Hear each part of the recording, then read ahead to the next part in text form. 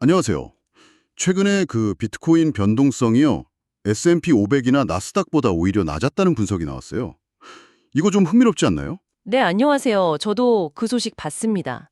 한때 뭐 엄청난 변동성의 상징이었는데 말이죠. 그렇죠. 그리고 동시에 미국에서는 비트코인 현물 ETF 승인 이후에 와, 정말 관련 상품들이 막 쏟아지고 있어요. 비트코인이 뭐랄까, 금융 시스템 안에서 계속 변신하는 느낌. 맞습니다. 그게 오늘 저희가 좀 깊게 이야기해 볼 주제인데요. 특히 2024년 초에 미국 SEC가 비트코인 현물 ETF 11개를 한꺼번에 승인한 게 이게 정말 큰 사건이었죠. 네, 결정적인 계기가 됐죠. 이걸 계기로 가상자산 투자에 대한 접근성이 뭐랄까 이전과는 비교할 수 없을 정도로 확 좋아졌습니다. 그 접근성이라는 게 구체적으로 어떤 의미인가요? 예전이랑 비교해서요? 예전에는 가상자산 거래소에 따로 계좌 만들고 또 뭐 디지털 지갑이니 뭐니 관리해야 할 게 많았잖아요. 네, 좀 번거롭고 사실 좀 불안하기도 했고요. 그렇죠. 그런데 이제는 그냥 쓰시던 증권 계좌 통해서 일본 주식 사듯이 비트코인 관련 ETF를 사고 팔 수 있게 된 거예요. 아, 그게 핵심이군요.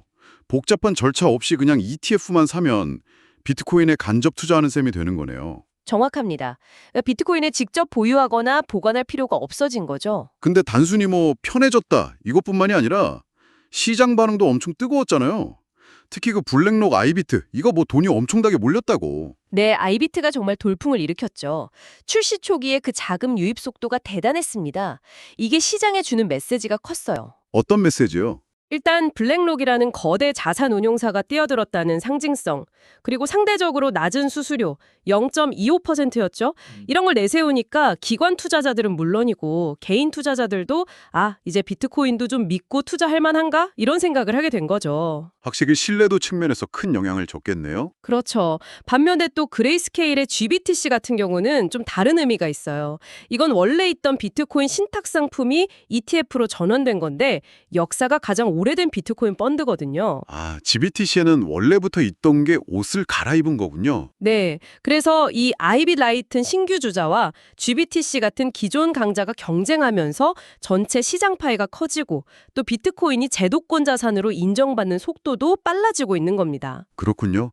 근데 더 재밌는 건 단순히 비트코인 가격 오르면 오르고 내리면 내리는 이런 단순 추종 상품만 있는 게 아니라는 점이에요.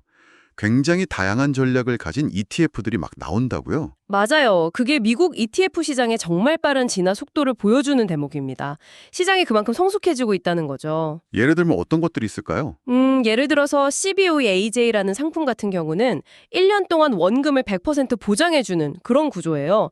물론 수익률은 좀 제한되겠지만요. 아, 원금 보장형 상품도 나왔군요. 비트코인으로. 네, 또 BFAP 같은 경우는 버퍼형이라고 해서 만약에 손실이 나더라도 최대 15%까지는 ETF가 막아주는 뭐 그런 구조도 있고요. 와, 그럼 변동성 걱정을 좀 덜 수 있겠네요. 그렇죠. 투자자들의 위험 선호도나 투자 목적이 다 다르니까 거기에 맞춰서 상품이 세분화되는 겁니다. 심지어 BTGD라고 비트코인이랑 금에 동시에 투자하는 상품도 나왔어요. 비트코인이랑 금이요. 그건 좀 의외의 조합인데요? 뭐 디지털 금과 실물 금의 조합이라고 볼 수도 있겠죠. 서로 다른 자산에 분산 투자하는 효과를 노리는 겁니다. 듣고 보니 일리가 있네요. 아까 나스닥 100 지수랑 비트코인을 조합한 OQB 같은 상품도 있다고 하셨는데 이건 그럼 기술주랑 비트코인에 같이 투자하는 건가요? 네, 맞습니다. 기술주 성장성하고 비트코인의 잠재력을 동시에 가져가려는 전략인 거죠. 이런 다양한 상품 출시는 그럼 시장에 어떤 영향을 줄까요? 단순히 투자자 선택폭이 넓어진다? 그 이상일 것 같은데요. 훨씬 큰 의미가 있죠. 이런 복합 상품이나 구조화 상품이 나오려면 그 기반이 되는 비트코인 관련 파생 상품 시장에 발달해야 하거든요. 아, 파생 상품 시장이요? 네. 그리고 이건 기관 투자자들이 더 정교한 전략을 쓸 수 있게 해줍니다. 예를 들어서 위험을 회피하는 헤징 전략을 쓰거나 아니면 레버리지를 이용해서 수익률을 더 높이려는 시도도 가능해지죠.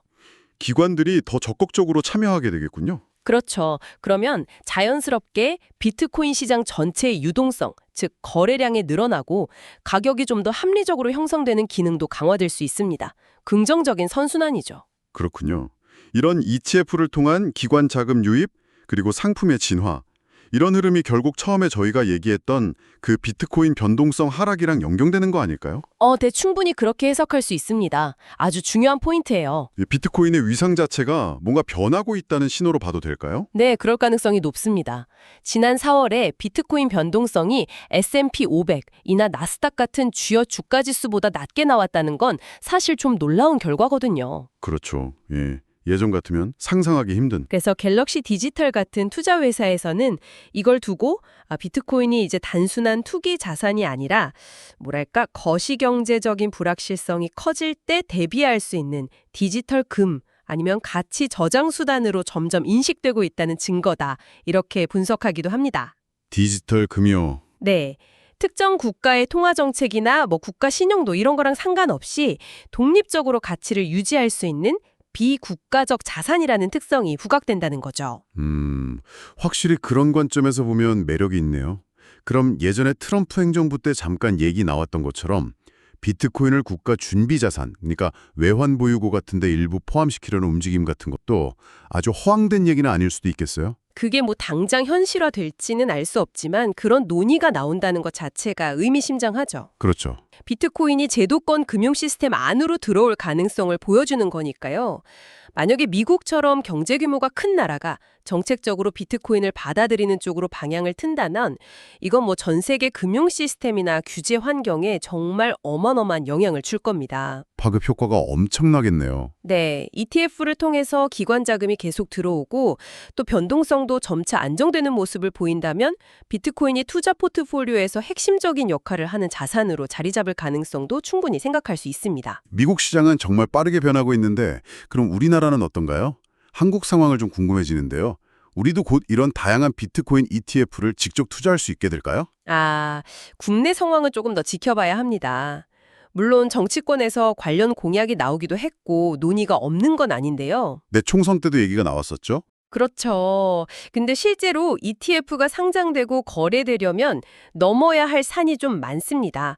일단 현행 자본시장법상 가상자산을 ETF 기초자산으로 삼을 수 있는지 법 개정 문제부터 해결해야 하고요. 법적인 문제군요. 네. 그리고 투자자 보호를 위한 추가적인 제도 마련, 예를 들면 2단계의 입법 같은 것도 필요하고 또 세금 문제, 과세 문제도 아직 명확하게 정리가 안 됐어요. 과세 문제도 있었죠. 네. 그래서 아마 정부나 금융당국 입장에서는 미국이나 유럽 같은 해외 사례를 좀 더 신중하게 지켜보면서 국내 실정에 맞게 제도를 정비하려고 할 가능성이 높습니다.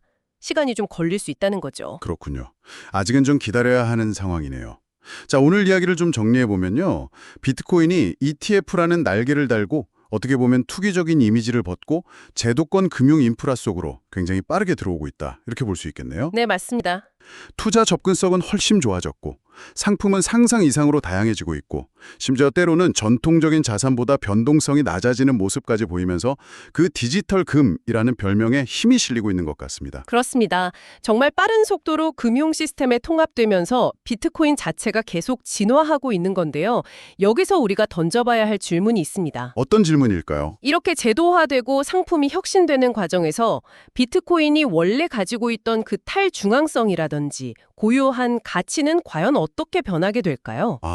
그 본질적인 성격의 변화 가능성. 네. 그리고 투자자 입장에서 당신은 이 변화의 물결을 어떻게 이용할 것인가? 그리고 당신의 전체 자산 포트폴리오 안에서 비트코인의 역할을 앞으로 어떻게 새롭게 정의해야 할 것인가? 이런 고민들이 좀 필요한 시점이라고 생각합니다. 네, 정말 생각해 볼 만한 질문인 것 같습니다. 오늘 말씀 감사합니다. 네, 감사합니다.